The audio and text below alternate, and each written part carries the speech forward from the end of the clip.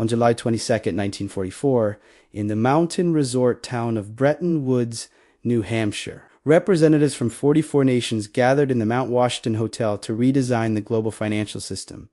Outside, World War II was still raging. American soldiers were fighting in France. The Soviet Red Army was pushing toward Berlin. But inside that hotel, a different kind of war was being won. The British delegation, led by the brilliant economist John Maynard Keynes, arrived with a plan to maintain London's role as the center of global finance. They were the representatives of an empire that had dominated world commerce for 2 centuries. But they were also broke, dependent on American loans to survive. The American delegation, led by Harry Dexter White of the U.S. Treasury, had a different vision. They wanted to replace the British pound with the American dollar as the world's reserve currency. They wanted to make New York, not London, the financial capital of the world, and they had the leverage to make it happen. By the time the conference ended 3 weeks later, the Americans had won. The Bretton Woods Agreement created a new financial order with the dollar at its center. It was the foundation of an empire unlike any in history, an empire built not on military conquests, but on monetary dominance. For 80 years,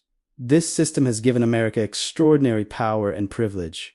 But now, the cracks are starting to show. To understand how America built its financial empire, you have to understand what made the dollar special. Before Bretton Woods, global trade was chaotic. Every country had its own currency. Exchange rates fluctuated wildly. If a French company wanted to buy steel from Germany, they had to figure out how many francs equaled how many marks, and the rate might change by the time the payment cleared. International trade was expensive, risky, and complicated. The Bretton Woods system solved this problem by creating fixed exchange rates. Every major currency would be pegged to the dollar at a set rate. The British pound would always be worth a certain number of dollars. The French franc would always be worth a certain number of dollars, and the dollar itself would be pegged to gold at $35 per ounce. This meant that any foreign government could walk into the Federal Reserve with dollars and demand gold in exchange.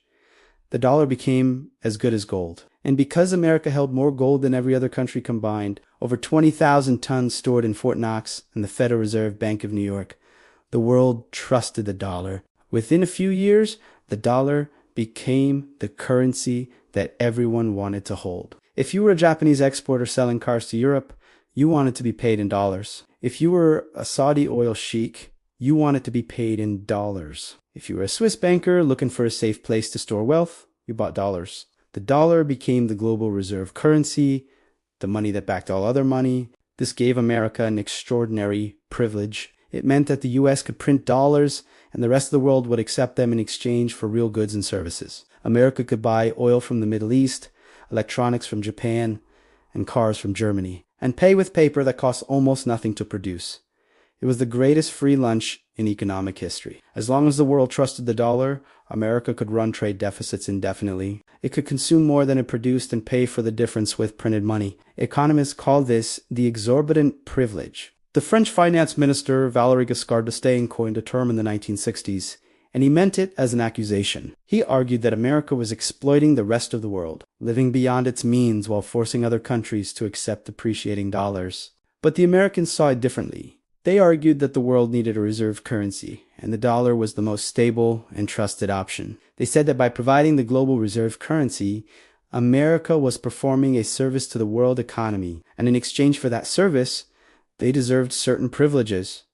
Both sides had a point, but regardless of the moral arguments, the practical result was clear. The dollar system gave America power. That power extended far beyond trade. Because international transactions were conducted in dollars, they had to pass through American banks. This meant that the U.S. government could see almost every major financial transaction in the world. If a company in Brazil wanted to pay a supplier in Indonesia, the payment would be routed through New York. If a bank in Dubai wanted to transfer money to a client in London, the transaction would touch an American financial institution. This created a surveillance network that gave the U.S. Treasury unprecedented visibility into global finance, and it gave America a weapon. If the U.S. government wanted to punish a country, a company, or an individual, it could cut them off from the dollar system. Without access to dollars, you couldn't trade internationally. You couldn't buy oil. You couldn't access global markets. You were economically isolated. The U.S. used this weapon with devastating effect. When Iran refused to comply with American demands, The US banned Iranian banks from the dollar system. Iranian oil exports collapsed. The economy cratered. When Russia annexed Crimea, the US cut Russian banks and companies off from dollar transactions. The ruble plummeted. When North Korea pursued nuclear weapons, the US squeezed them out of the international financial system. The sanctions were so effective that they became America's favorite foreign policy tool. Why invade a country when you could simply cut it off from dollars? The threat of being excluded from the dollar system was enough to make most countries think twice before defying American interests. But the foundation of this power, the thing that made the dollar special, was the promise that dollars could be exchanged for gold.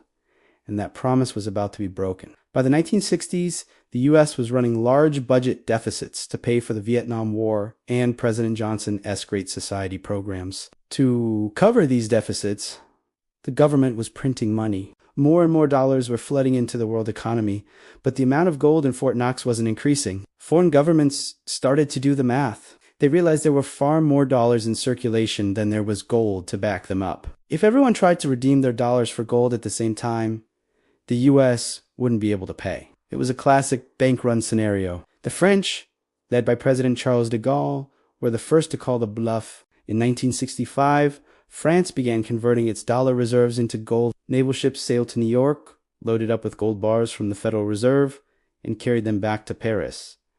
Other countries followed. The gold was flowing out of Fort Knox at an alarming rate. By 1971, U.S. gold reserves had fallen from over 20,000 tons to less than 9,000 tons. The system was on the verge of collapse. On August 15, 1971, President Richard Nixon went on national television to make an announcement that would change the world. He declared that the United States was temporarily suspending the convertibility of dollars into gold. Foreign governments would no longer be able to redeem their dollars. The gold window was closed. Nixon presented it as a temporary measure to protect America from foreign speculators. But everyone knew the truth. It was permanent. The U.S. had printed too many dollars to honor its commitments. Rather than raise taxes or cut spending, Nixon simply tore up the agreement. It was the largest sovereign default in history, though no one called it that. The Bretton Woods system was dead. The dollar was no longer backed by gold. It was now a pure fiat currency, backed by nothing but trust in the U.S. government. Economists and foreign leaders predicted catastrophe. They said the dollar would collapse. They said global trade would freeze. They said the world would descend into the chaos of the 1930s. But something strange happened. The dollar didn't collapse. It remained the global reserve currency. Why? Because there was no alternative. The world economy had become so dependent on the dollar system that replacing it would have been impossibly disruptive. The infrastructure of global finance, the banks, the clearing systems, the contracts, all ran on dollars. Switching to a different currency would have required rebuilding the entire system from scratch. No one wanted to pay that cost. So the world kept using dollars, even though they were no longer backed by gold. But closing the gold window had consequences. Without the discipline of gold convertibility, there was no constraint on how many dollars the U.S. could print. And print they did. The 1970s saw explosive inflation. The value of the dollar fell sharply against other currencies. The price of oil, priced in dollars, skyrocketed. OPEC countries, angry that they were being paid in depreciating dollars, quadrupled the price of oil in 1973. American consumers faced gas shortages and long lines at the pump. The economy stagnated. Unemployment. Così. It was the era of stagflation, and the dollar's credibility was in tatters. By 1979, the dollar had lost over half its value compared to 1971. Gold, which had been fixed at $35 per ounce, was now trading at over $800 per ounce. The world was losing faith. The Soviet Union was ascendant. America looked weak and in decline. The financial empire seemed to be crumbling. But then, America pulled off a remarkable save. In 1979, Paul Volcker was appointed chairman of the Federal Reserve. He made a radical decision to restore faith in the dollar. He would crush inflation no matter the cost. Volcker raised interest rates to unprecedented levels, over 20%. Borrowing money became impossibly expensive. The economy plunged into a brutal recession. Unemployment hit 10%. Businesses failed. Farmers lost their land. But inflation was broken. By 1983, Inflation had fallen from 13% to 3%. The dollar, backed by sky-high interest rates, became the strongest currency in the world again. Foreign investors rushed to buy dollars to take advantage of the high returns. The crisis was over. At the same time, America was securing the dollar's dominance in another way. In the 1970s, the U.S. made a series of deals with Saudi Arabia and other oil-producing nations. The Americans would provide military protection and weapons. In exchange, the Saudis would price oil in dollars and invest their oil profits in U.S. Treasury bonds. This created the Petrodollar system because oil was the most traded commodity in the world, and because oil was priced exclusively in dollars. Every country needed dollars to buy energy. It didn't matter if you were China buying oil from Saudi Arabia. The transaction would be in dollars. This created constant global demand for dollars, which meant constant demand for U.S. Treasury bonds. The petrodollar system gave the U.S. a captive customer base for its debt. The oil exporters recycled their profits back into America, funding the U.S. government and keeping interest rates low. It was a brilliant piece of financial engineering. The dollar was no longer backed by gold, but it was backed by oil, the lifeblood of the global economy. And America had effectively guaranteed that oil would remain priced in dollars through its military alliances and protection of Middle Eastern regimes. With inflation tamed and the petrodollar system in place, America entered a golden age. The 1980s and 1990s saw the U.S. economy boom. The Soviet Union collapsed, leaving America as the sole superpower. The Washington Consensus spread free market capitalism around the globe. Countries that wanted to join the global economy had to accept the dollar system. They had to open their markets, privatize their industries, and integrate into American-dominated financial institutions like the IMF and the World Bank.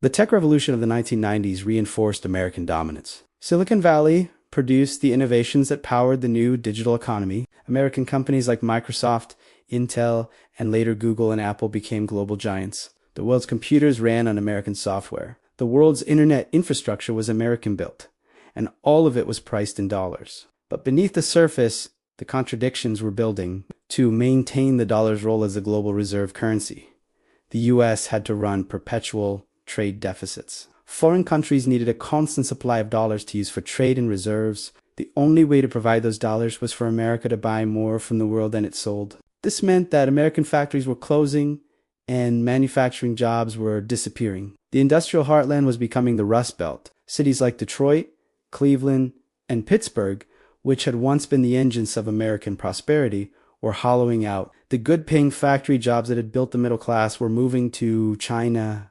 Mexico, and Southeast Asia. The U.S. was transitioning from a manufacturing economy to a service and finance economy. The new jobs were in banks, consulting firms, and tech companies. They paid well for the educated elite, but they left behind millions of workers without college degrees. The social contract was breaking. The promise that hard work would lead to a middle-class life was fading. But the politicians and economists in Washington didn't see it as a problem. They saw it as progress. They argued that it was more efficient for America to focus on high-value services and let other countries do the low-value manufacturing. They said the trade deficits didn't matter because foreigners were using their dollars to buy U.S. assets, treasury bonds, real estate, and stocks. The dollars were coming back. It was a circular flow. America bought goods with dollars, and foreigners bought American assets with those same dollars. This logic worked as long as the world trusted American assets, and for decades, they did. U.S. Treasury bonds were considered the safest investment on earth. But then came 2008, and the financial crisis shattered that trust. The crisis started in the American housing market. Banks had been making reckless loans to people who couldn't afford them, then bundling those loans into complex securities and selling them around the world. When the housing bubble burst, the securities turned out to be worthless. Banks collapsed. Lehman Brothers, one of the oldest investment banks in America, went bankrupt. The financial system froze. Credit stopped flowing. The global economy plunged into the worst recession since the Great Depression. The Federal Reserve, desperate to prevent a total collapse, did something unprecedented. They've printed trillions of dollars through a program called quantitative easing. They bought government bonds and mortgage-backed securities, injecting money directly into the financial system. It was money printing on a scale never seen before. Between 2008 and 2014, the Fed's balance sheet exploded from $800 billion to over $4 trillion. That's trillions of new dollars created out of thin air. Economists predicted that this would cause massive inflation and destroy the dollar's value, but it didn't. The inflation never came. Why? Because the rest of the world was still buying dollars. China, Japan, and Europe were also in crisis, and their investors fled to the safety of U.S. Treasury bonds. Even though America had caused the financial crisis, the dollar remained the safe haven.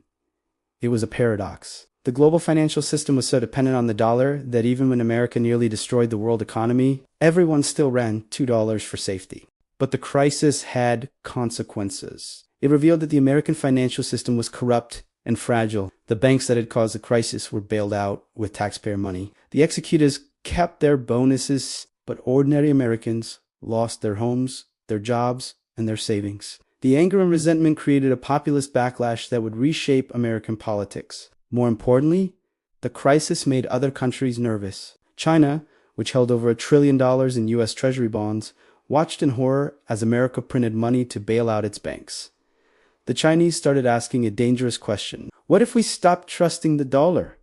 What if we built an alternative? For decades, China had been content to play by American rules. They exported goods to America, accumulated dollars, and invested those dollars in U.S. Treasury bonds. It was a stable arrangement, but after 2008, the Chinese leadership decided they were too dependent on a system controlled by America. They began to slowly, carefully build alternatives. They started promoting the use of the yuan in international trade. They established currency swap agreements with other countries, allowing trade to be conducted in yuan instead of dollars. They created the Asian Infrastructure Investment Bank, a rival to the World Bank. They launched the Belt and Road Initiative, lending hundreds of billions of dollars to developing countries, creating a network of nations economically tied to China instead of America. In 2016, the Chinese yuan was added to the IMF's special drawing rights basket, a symbolic but significant recognition of the yuan as a global reserve currency. It was still a distant second to the dollar,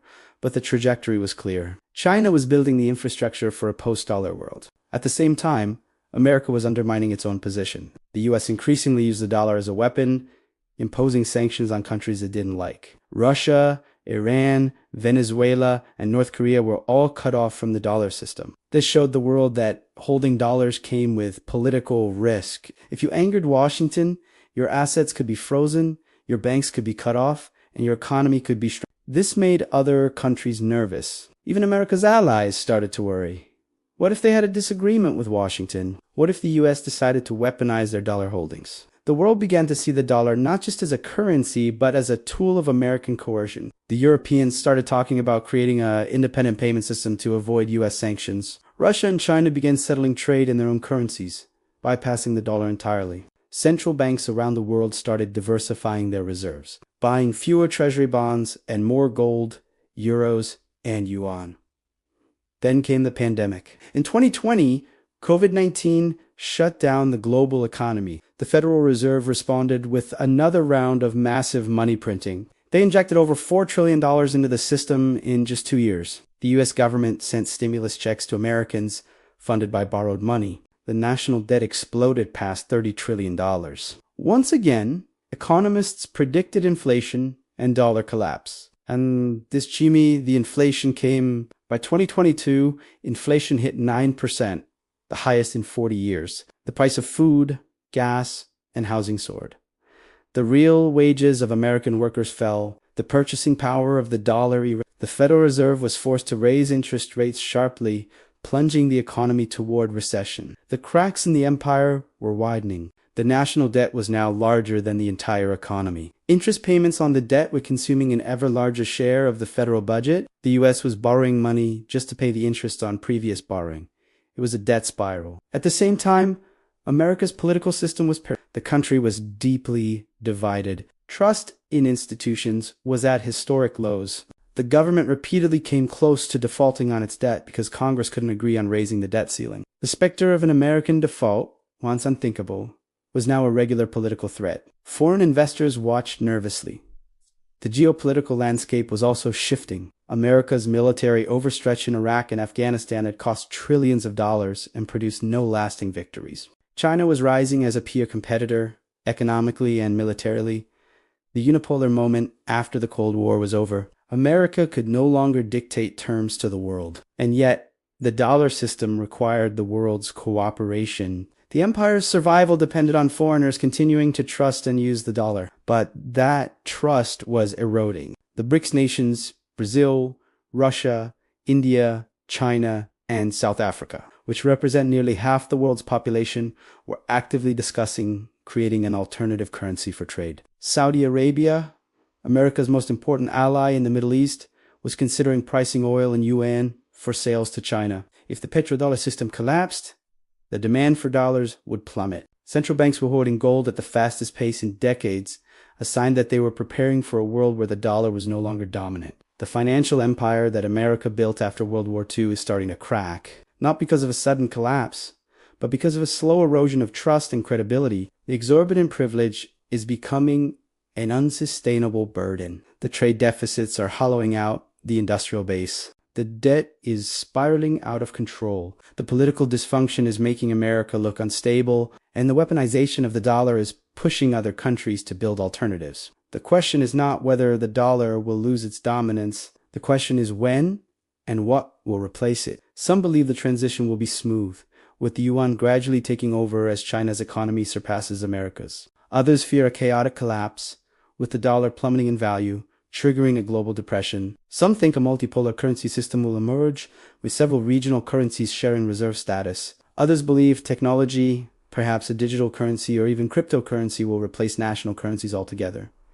But one thing is certain. The financial empire that gave America unmatched power for 80 years is not eternal. Empires never are. They rise through a combination of strength, innovation, and luck. They dominate for a time, and then they decline, usually because they overextend, accumulate too much debt, and lose the trust of those they depend on. America is following that pattern. The extraordinary privilege of printing the world's money allowed America to live beyond its means for decades. But that privilege came with a responsibility to maintain stability and trust. By printing endless dollars, running massive deficits, and weaponizing the currency for political ends, America has abused the privilege. And now the world is starting to look for exits. The empire isn't crumbling overnight, but the foundation is cracking. And once the cracks start, they tend to spread. I'm Adam, and this is the Prime History Tales channel. Subscribe now to stay ahead of the curve, because when the history books are written, you'll want to be among the few who saw it.